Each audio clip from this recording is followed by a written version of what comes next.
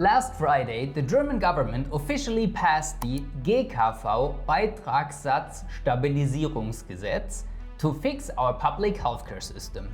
Big word and potentially big costs for you. You might have seen the terrifying headlines before the new law was passed. But luckily, the reality is actually much better than we feared. In this video, we break down the official changes coming in 2027 and what they mean for your salary and your health insurance costs. So you'll know exactly if you're winning or if you're losing.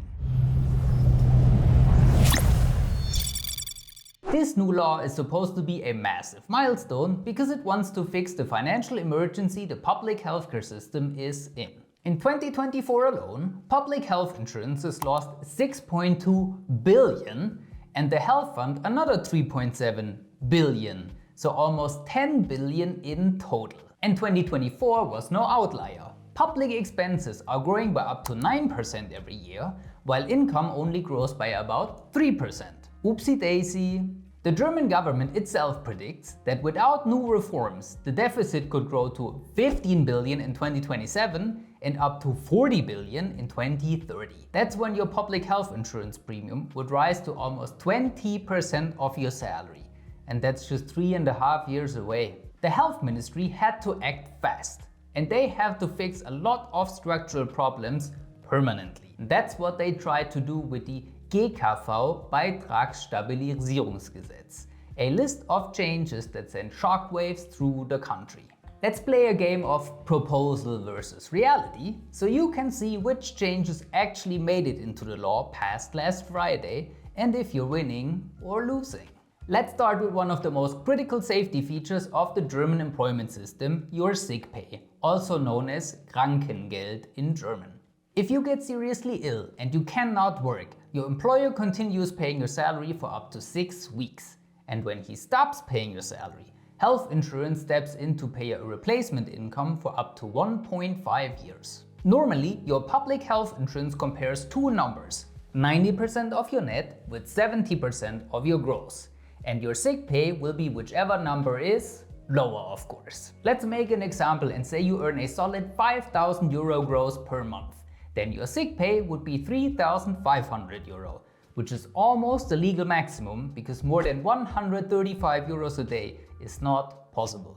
If your living costs are higher than this cap, you are facing a massive financial risk. So if you want to secure your income, book a free meeting with us right here. We help you analyze your setup and make sure that there are no gaps. And the health ministry had a plan to cut that further, from 70% down to just 65% of your regular pay. On paper, a 5% difference might not sound like a disaster, but in reality, for our 5,000 euro salary example, that drops your monthly support down to 3,250 euro. That's a loss of 250 euros a month, right when you are at your most vulnerable and trying to recover. Talking about kicking a man when he's down, huh? So, did this cut make it into the final law? Luckily, no. Thanks to a massive political pressure and public protests, this cut was completely thrown out, and your sick pay remains at the original 70% level. Talking about sick leave, currently it is all or nothing. Either you are 100% healthy or your doctor writes you a yellow slip, die Arbeitsunfähigkeitsbescheinigung, and you stay at home. There's no in between. But the government wanted to change this by introducing part-time sick leave, Teilarbeitsunfähigkeit in German. Under this proposal, if you are recovering from a long illness or surgery, you could choose to work part-time, say 4 hours a day, while receiving partial sick pay. It was designed to give employees a flexible, stress-free way to ease back into work full-time. Did this get implemented? Yes, but with a catch. While the measure was approved, the government realized the technical and bureaucratic implementation was too complex to finalize this year. So, they delayed the launch for part-time sick leave to July 1st, 2028. The next change is easily the most terrifying headline for married couples and families. One of the greatest benefits of the public system is the free family insurance. If your spouse stays at home to take care of the kids or has no income, they are co-insured under your policy completely for free. The government's plan was to heavily restrict this benefit. they proposed a mandatory 2.5% surcharge on your income if your partner is co-insured with you for free. Again, if you earn €5,000 gross, a 2.5% surcharge means paying an extra €125 every single month. That is €1,500 per year in extra costs, simply for being married and having a partner who is currently looking for a job or taking a career break. So, did this change go through? Kind of. They did pass the 2.5% surcharge starting in 2028, but with a twist. Married couples will remain exempt from this surcharge if they are caring for children under the age of 12. Whenever you get a prescription from your doctor or you have to spend the night in the hospital, you usually pay a small fee out of your own pocket. That is your Zuzahlung in German. Currently, these co-payments are costing you usually between €5 and €10 per medication. The initial draft of the law proposed two massive increases. First, they wanted to raise these co-payments by 50% starting 2027. Second, and even worse, they wanted to introduce an automatic yearly increase. So co-payments would rise automatically every year to match inflation without requiring any new vote in Parliament. Did this make it into the final law? Yes and no. Yes, the 50% increase is officially happening on January 1st, 2027.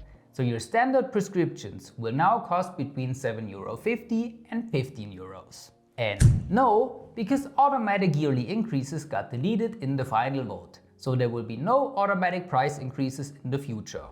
For now at least. In the past, if your public health insurance company decided to raise their premiums, they had to inform you. In fact, by German law, they were forced to print out a physical letter, put it in an envelope and mail it to you. This letter had to state, "We are raising our premiums. You now have a special right to cancel and switch to a cheaper provider." It ensured that no insurance company could quietly charge you more and more money, hoping you will never notice. But the government realized that printing and mailing these letters to tens of millions of members costs the insurance companies up to €100 million in postage and admin fees every year. So, they planned to delete this notification. Did it pass? Yes, this obligation was completely deleted. This means that from now on, your public insurer can raise your premiums without a single warning.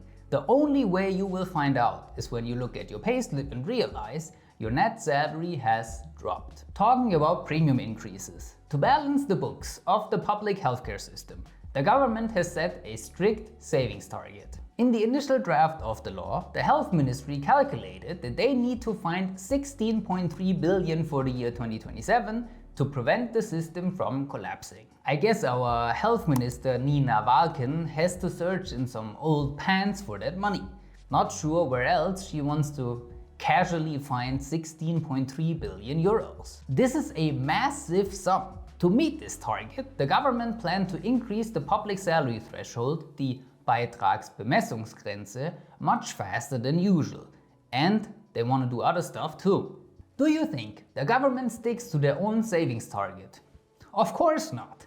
And that might be very bad if you earn more than 70k salary, because the law actually increased the savings target to €18.8 billion for 2027. €2.5 billion more than planned, which means the pressure is going to be even more intense.